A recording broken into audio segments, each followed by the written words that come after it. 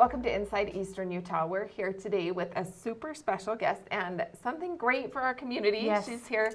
This is nurse practitioner Sabrina Carter, and she has a practice that she's opening that we are super excited about. It's going to be a great addition to our community, and we're going to let her tell us a little bit about herself and about her practice and what's coming. So, Yes.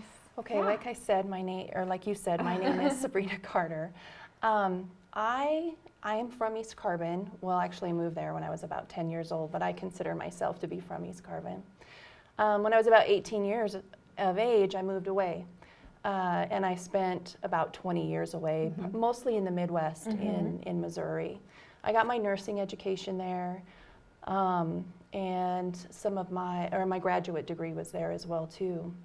But something happened around the age of like 38, maybe a little bit earlier than that, around the age of like 35.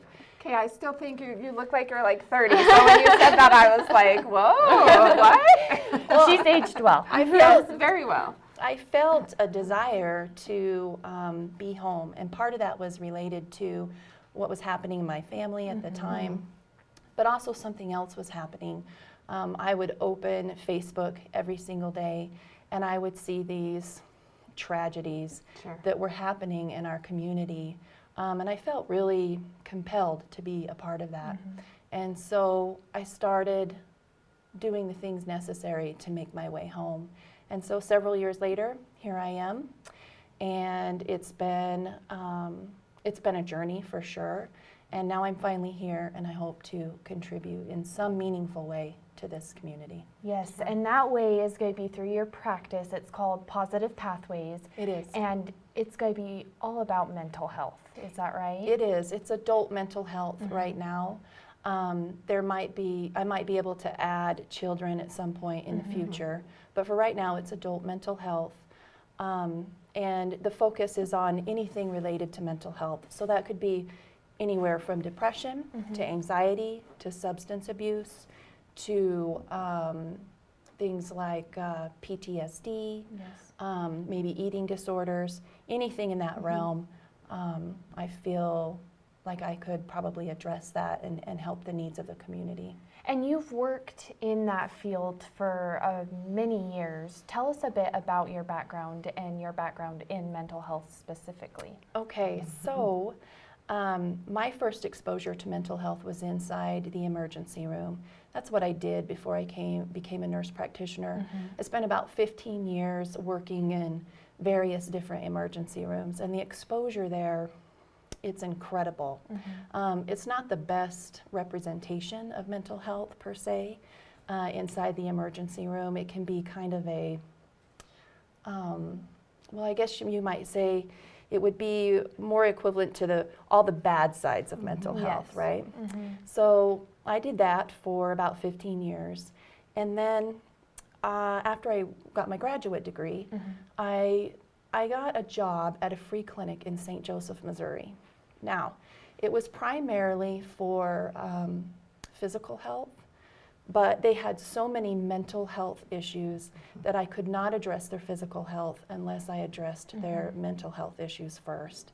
And so 90% of that job was mental health. Well, they're so interconnected. I agree. I mean, a lot of times people are only looking at the physical, and those mental issues or problems might be pushed to the side to address the physical, but you're going to kind of turn that on its head and go the other direction. Yeah, well, the other thing that happens in primary care is that it's not really set up to address mental health issues. You get 15 minutes with each patient, and that is not enough for somebody that has diabetes and hypertension, and at the end of your interview, oh, by the way, I don't feel so good and I feel suicidal today. Imagine doing that and you're charting in 15 minutes. It's not possible. So at some point during that first job that I had as a nurse practitioner, I started to focus on their mental health. Then I came home and I settled in Salt Lake, and I got a job at Valley Behavioral Health. Now that's the largest behavioral health system inside the Salt Lake Valley area. I was assigned to do mental health with their homeless clinic and with their schizophrenia clinic.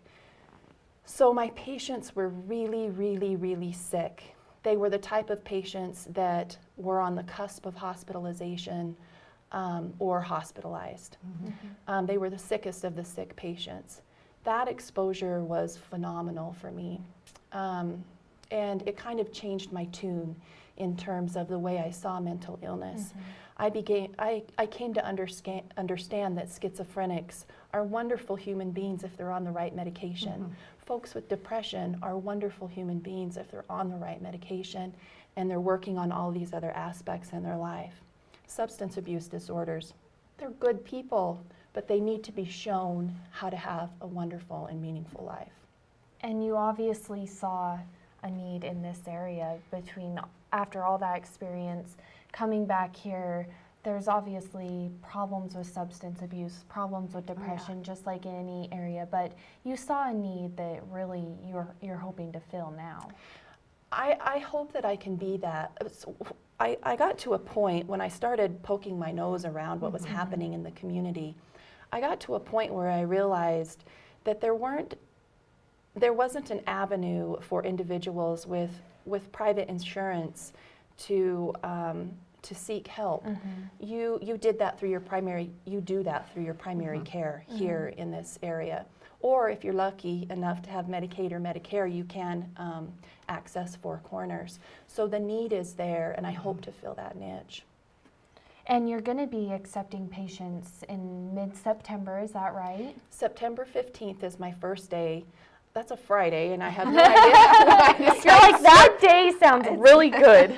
We're going to do that. I don't know why I decided to start business on a Friday. It's like school. It starts on Thursday, and you're like, what? Well, the week's over, but then it makes that first week seem really easy. So it's September 15th. Right now, I don't have regular office hours. It's going to be by appointment only. So make sure that you call the phone number. Should I say? Yeah, give it to us. 435-299-5003. And I take a little bit of information from you at the beginning, and then we'll talk more once you get to the office. Yes. Now, something that's going to be special about that first appointment is the length of it. People are quite often, they go to the doctor and they budget, I'm going to spend 15, 20 minutes. 15-minute window. Yeah. But tell us how that's going to be different when they come meet with you. So your first visit can be anywhere from 60 to 90 minutes, depending on how much the individual talks or how complicated the story might be. And we cover all aspects of life from from your social issues to your physical issues to anything else that you could possibly imagine in terms of mental health or related to that. We're going to talk about that. Now, that doesn't mean that I know the individual right away on the first visit. It still takes time, and after a while, people begin to open up. But if you can give them that time initially, the connection is much more beneficial down the road. And so, for good mental health practice, I think 60 to 90 minutes for that first visit is probably appropriate. Great.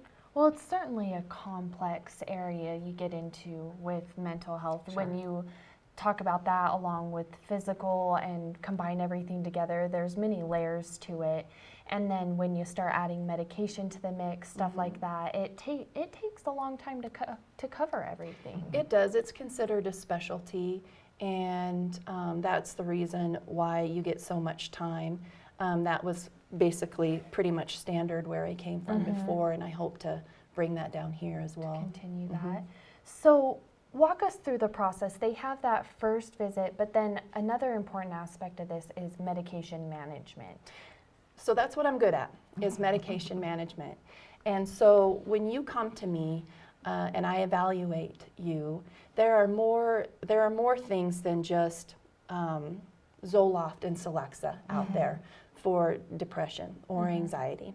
And so what I do is I take all of you into consideration, the whole patient into consideration. What are their goals? What are their dreams? What do they aspire to? Do they even have goals? Do they have dreams? And so lots of times the medication that you are going to pick, is it going to be a motivating medication to help the patient get up and get going? Is it going to be a medication to help them sleep? So there's many aspects to choosing a medication. And And Go then ahead. those medications, when you pile a couple on top of each other, they interact with each other differently as well, which is, I'm sure, a huge part in that management. they have side effects, and so you have to worry about things like sedation. You have to worry about weight gain. How's it going to affect their blood sugar? How's it going to affect their cholesterol? You have to worry about all of those things. And so I'm good at that. I'm good at looking at the medication list. My average patient from the last place that I worked was somewhere between 11 and 13 medications Per day? per day. My goodness, that's a lot to balance. That is a lot. Yeah. Most patients won't have that Yes. much, but I'm really good at looking at the side effects, and I want the quality of the patient's life to be good. I don't want you to just be Existing. existing and just functioning and going through the motions. There are some days that are like that, but most days should not be like that. And then there's a lot of newer medications on the market that don't contribute to those things that we can't stand, like the weight gain, Right. like the high blood sugars, like the sedation. So And I think what's important with this is you're not here to replace a primary care physician. No. You're here to work alongside with those primary care physicians with a specialty in the mental health. yes, So there's going to be a lot of communication between you and the patient's primary provider. that's one thing that I feel is like good. is lacking, is the communication between specialties, between the primary care provider. It was very frustrating. I experienced that even in Salt Lake City, where I had a hard time communicating with the next guy, and so labs would be repeated, other Yeah. tests would be Yep. repeated. I don't intend to do that. I like my patients to have labs once or twice a year, but I can get that from their primary care doctor. Or if I send them, I can share that with their primary care doctor. The integration of healthcare, I think, is what creates success for the patient Yeah. down the road. So if everybody's on the same page and everybody's saying the same thing, the patient will be better off in the long run. Yeah. Great. This is so exciting. I This agree. is great for our area, and I think Yeah. people are getting excited. So, like you mentioned, September 15th will be the first day you open the office, but you're taking appointments now, so people can get on the books now before you Yeah. open. And tell us where you're going to be. Where are you going to be practicing? I'm in the Oliveto office building. Do you guys Okay. know where that's at? Yes, in Price. It's in Price on Carbon Avenue, 23 South Carbon Avenue, and it's in between the Zions Bank and the, there's a radio station there. Yes. So it's smushed in between there somewhere, and that's where I'll be, Suite 8. in there. Great. Perfect. Well, yes, if you know, if you or someone you Yeah. know, you think you could benefit from this, give Sabrina a call. She's accepting patients, and she's going to be starting to see them in a couple of weeks. And I think this is just going to be a great addition for our area. I I hope do so. too. I hope that it's worthwhile for everybody Yeah. involved. Yes. Big need.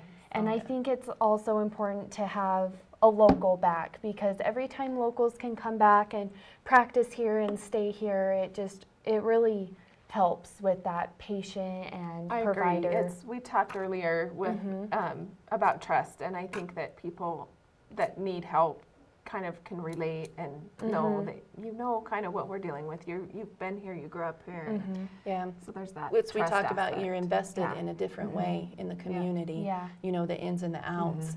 You know the history behind families and all the dynamics Yeah. and things that make a small community wonderful. Yes. So Well, we're glad you're back. Thank We you. hope that your practice is super successful, and we appreciate you coming on to talk to us about it. I really appreciate Yeah. the time. Thank you so much. Yeah.